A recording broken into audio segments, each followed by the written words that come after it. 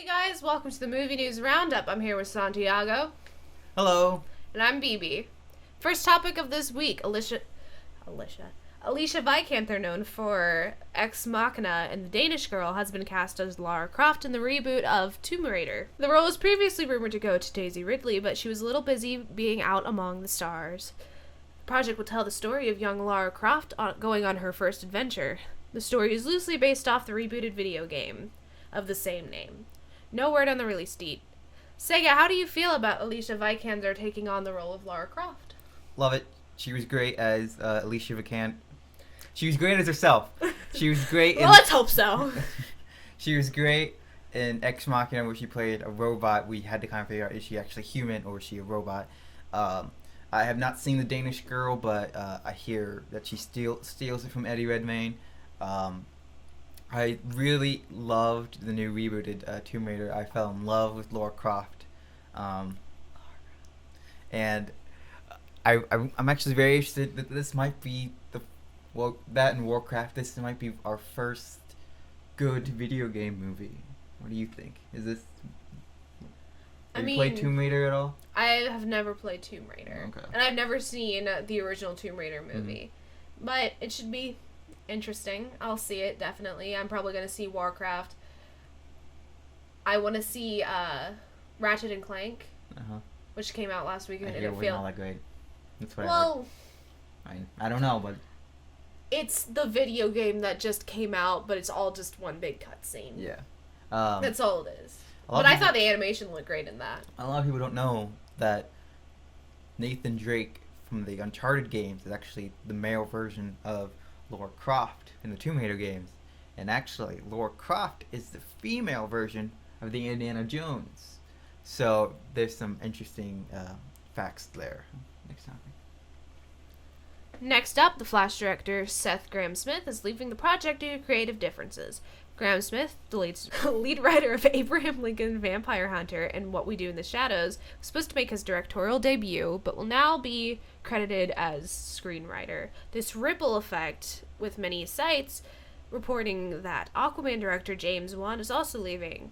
Wan then took to his Twitter and tweeted out the following photo, which confirmed that he's still working on the films. Sony, what do you think of the shake at Warner Brothers? This actually, a lot of people think this is a lot bigger deal than it actually is, because DC right now is having a hard time lifting off their DC cinematic universe. I actually really enjoyed Man of Steel, and in fact I think it gets better every time you watch it. Batman v Superman, I enjoyed the film a lot. I thought it had its problems. Editing was obviously I thought was the weakest because it's edited I poorly. have to disagree with you. It does not get better more times you watched it. Man of Steel? Oh, Man of Steel? Oh, I thought you meant, I heard. Never mind. Keep going. I don't know what I'm talking about. I heard Batman v Superman, and it was not good twice. It was not good twice. So Warner Brothers has had a bit of trouble trying to catch up to Marvel, which I don't think they need to catch up. I think they should just do their own thing. But whatever. So the Seth Grahame-Smith leaving the Flash project, not a big deal. In fact, this was going to be his first movie, and I'm actually kind of a little relieved that he's not doing this, because I don't think a first-time director should handle a project that big of a Flash superhero movie. Maybe a sequel. Maybe after he's done doing a little bit smaller films, because I don't think you should give someone who hasn't directed anything at all and give them a movie like Flash. So I was kind of relieved when he wasn't. Be interesting to see who they get to get as director for Flash. The screenplay, oddly enough, is based on a treatment that Chris Miller and Chuck Lorre did, and those are the guys who made Chuck Lorre. Those are the guys who made the Lego movies, the 22 Jump Street movies, and Cloudy with a Chance of Meatballs. And I've loved all those movies so far. So I didn't like any of those. You didn't like Cloudy with a Chance of Meatball was okay, but have you seen the 22 Jump Street movies? I've seen enough of it to not like it. Okay. Well, what do you think of The Flash? I love Ezra Miller. I fell in love with him in Perks of Being a Wallflower, He was great in that. I am very excited to see him as the Flash.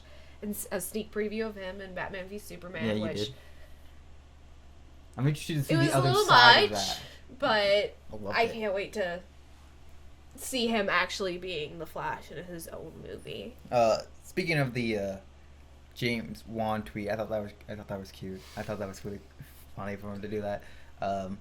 It just goes to show you, don't believe every rumor you hear online about movies or anything else. So next time. Great news for fans of the 1996 Space Jam, because Space Jam 2 is one step closer to becoming a reality. Warner Brothers is reportedly in talks with director Justin Lin, known for the Fast and Furious franchise, and the upcoming Star Trek sequel, Star Trek Beyond, to helm the project. The spacey sports sequel will reportedly star LeBron James. Sandcastle, are you excited for Space Jam 2? I know you're excited. I'm very excited. I love the first one when I was a kid. I still enjoy very much watching it. I recently bought it on Blu-ray. I love the movie. For the sequel though, I'm glad that they're getting. A lot of people wanted Kobe Bryant to be instead of LeBron James, but I think LeBron James is a lot, better. So anyway, I don't know if the sequel will be as good as I remember the first one, if it'll have the same impact. I am a lot older than it was. Are you excited for someone who has seen Space Jam not as a child, but relatively recently? Are you excited for this at all? I mean, yeah, I'm definitely excited. Did you like it? Watch it? It was okay. I mean, I see why kids our age are very much attached to it still, because it was their child. It personally wasn't mine, because I never was really a fan of Looney Tunes to begin with. Mm-hmm. Cry. But I'll love to see it. I know nothing about sports at all, so all that stuff goes completely over my head. I think there will be an issue though, because the movie came out in 1996 and it's only popular amongst our generation. Our generation, our kids our age. Mm-hmm. So kids that'll be, its demographic, I don't think they'll be as into it. Well, I mean, little kids might. Even then, I mean, Finding Nemo got its sequel 10 years later, so. Yeah, but that's Pixar and Disney. Granted, it is that's Pixar and Disney. Very different. The Rescuers Down Under was, 20 years after the original Rescuers? I think so. But that's Disney. Maybe this 10. is very different. This is Warner Brothers. This is Looney Tunes, which does have a very, very long history. But I don't know if kids will be as into it as we were as kids, or because they'd probably never seen Space Jam, because I don't think Cartoon Network shows Space Jam on repeat. That's the sequel name. Space Jams. Alright. Come on and slam, and welcome to the Jams. Next one. Spread like peanut butter. President of Marvel Studios, Kevin Feige had already confirmed that Marvel would be in charge of all the creative aspects of making the new Spider-Man movie, SpiderMan Homecoming. But some of the fans have wondered if we would get yet another origin story in the new film. Speaking about it, Feige clarified that the standalone movie would take place after the events of Civil War and would not rehash the origin story again, but instead operate on the assumption that movie-going audience know enough to still enjoy his story. I got nothing. Santi, what do you think of Marvel skipping over the origin story of Spider-Man? I love it. And from what I hear, Spider-Man and Civil War steals the show.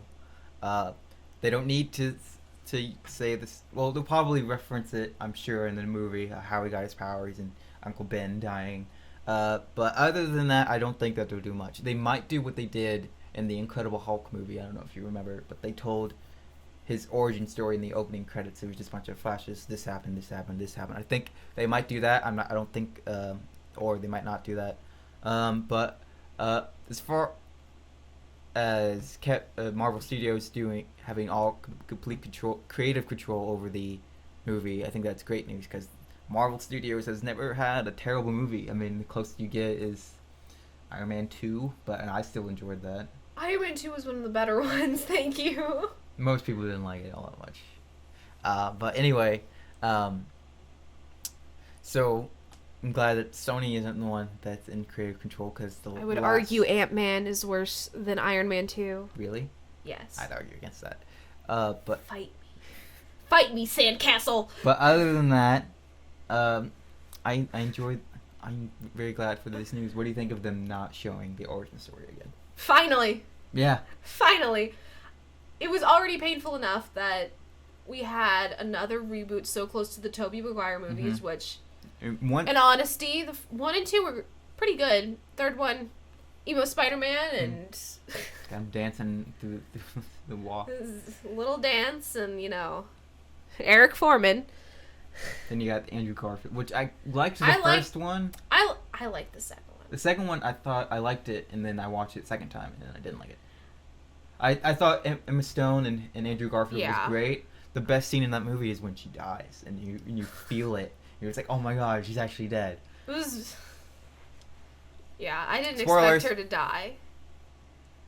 But, I would have liked to see another one of those. Yeah, I would have liked it if they continued the story, but I get why they went to Marvel, because Sony at the time was in deep trouble with all the email hacks and them being in a huge amount of debt and stuff.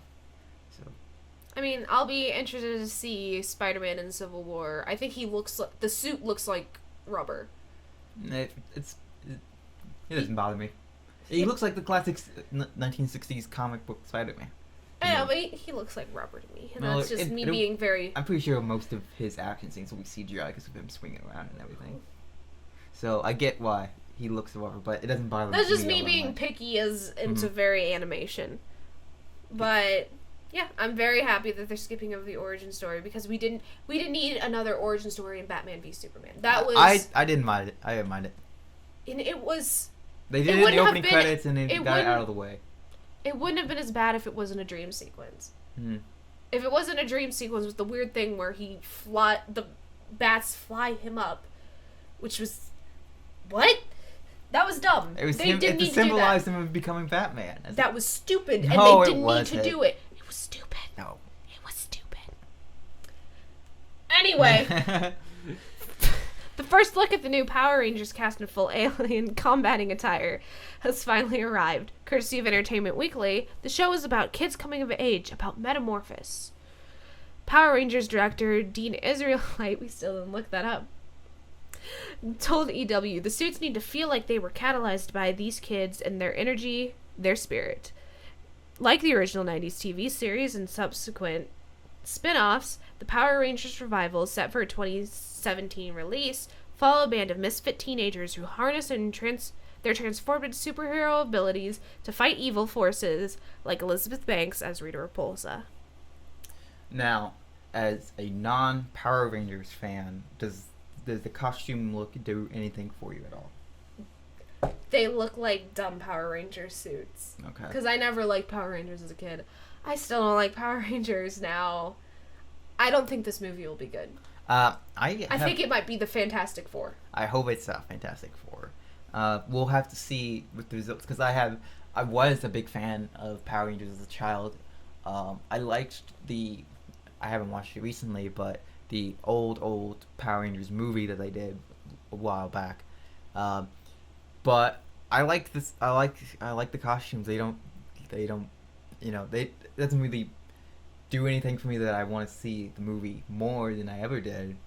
But I think they look fine. I'm glad that they didn't go with the spandex costumes. I think adding Elizabeth Banks to the movie is good casting. I like her work.